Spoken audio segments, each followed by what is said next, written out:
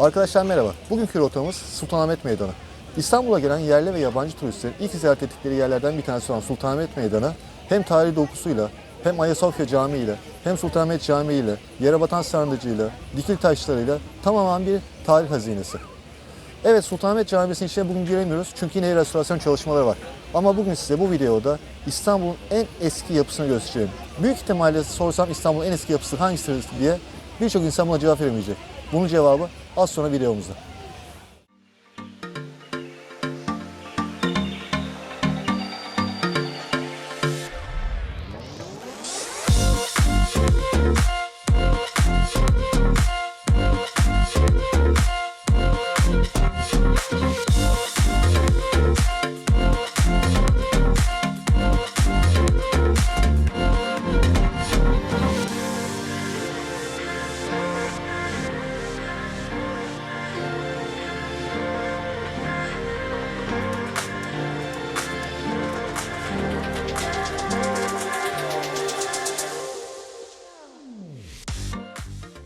Sultanahmet bu camiyi yaptırırken öyle bir cami yaptırayım ki İstanbul'un her yerinden görülsün. Öyle ihtişamlı ve öyle heybetli bir cami olsun emrini vermiştir. Bu cami bu yüzden yapılırken 6 minareli yaptırılmıştır. Türkiye'nin ilk 6 minareli camisidir. Fakat bu caminin yapıldığı sırada bazı sıkıntılar yaşanmış değildir. Çünkü daha önceki 6 minareli cami Kabe'nin oradaki camide bulunmaktaydı. İslam alemi bunun bir küstahlık, bir saygısızlık olduğunu söylemiş ve bu 6 camiye karşı bir tepki göstermişlerdi. Bunun üzerine Sultanahmet çözümü Kabe'deki camiye 7. minareyi yaptıraraktan bulmuştu. Sultanahmet Camisi'nin içerisinde kırmızı, beyaz, mavi tonlarında 21 bin aşkın çini kullanılmıştır. Bu çinilerden dolayı buraya gelen yabancı turistler bu camiye Blue Mosque adını vermişlerdir.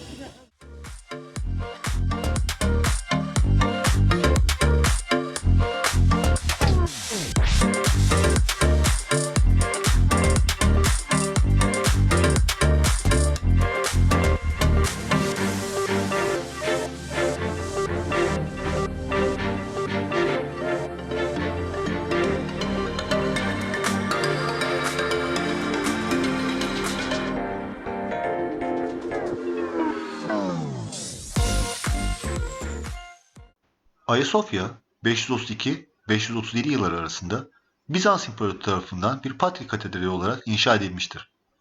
Bu çok eski binanın bir özelliği yapımında kullanılan bazı sütun, kapı ve taşların binadan daha eski yapı ve tapınaklardan getirilmiş olmasıdır. Günümüzde görülen Ayasofya binası aslında aynı yere 3. kez inşa edilen kilise olduğundan 3. Ayasofya olarak da bilinir. İlk iki kilise isyanlar sırasında yıkılmıştır.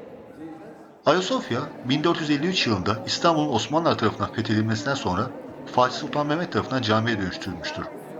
1934 yılında müze olarak hizmet vermeye başlayan Ayasofya, 2020 yılında ise müze statüsünün iptal edilmesiyle tekrar cami statüsünü kazanmıştır. Ayasofya adındaki Aya sözcüğü kutsal, azize anlamına gelir.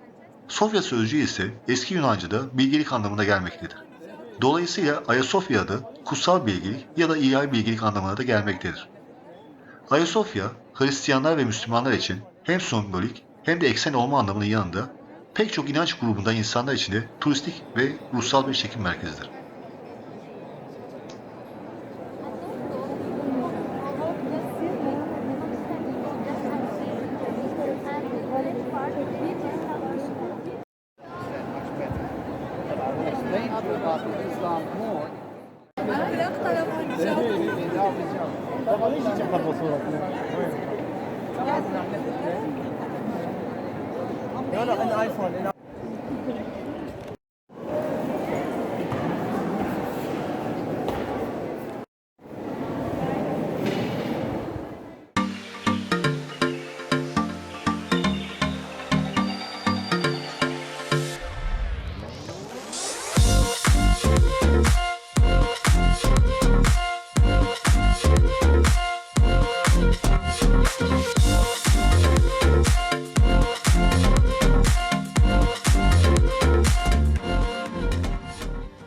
Merhaba. Şu anda İstanbul'un en eski yapısı olan Dikiltaş'ın önünde bulunuyoruz. Romalılar zamanında hipodrom olarak kullanılan bu Sultanahmet Meydanı'nda yılanla sütunla beraber buraya dikilen Dikiltaş İstanbul'un en eski yapısıdır ve tam 3500 yaşındadır.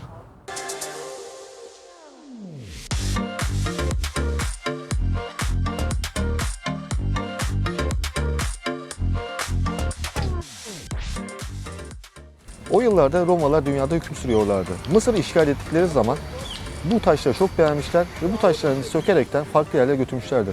Bu taşların iki tanesi çıkartılmıştır. Bunun bir tanesi şu anda İtalya'nın başkenti olan Roma'da, yani Batı Roma İmparatorluğu'na götürülmüş. Diğeri de o zaman Doğu Roma İmparatorluğu sayılan, Doğu Roma İmparatorluğu'nun başkenti yapılan İstanbul'a getirilmiştir. Getirilmesi bayağı bir meşakkatli olmuştur. Roma'ya giden çok daha kolay gitmiştir ama bu o zaman 35 metre boyunda olan taş bir türlü gemilerle buraya getirilememiştir. En sonunda ancak ikiye bölünerekten 19 metresi buraya getirilmiş ve yıllarca dikilemeden Sultanahmet Meydanı'nda beklemişti. Ta ki bir Bizans İmparatoru en sonunda bu taşı buraya dikene kadar.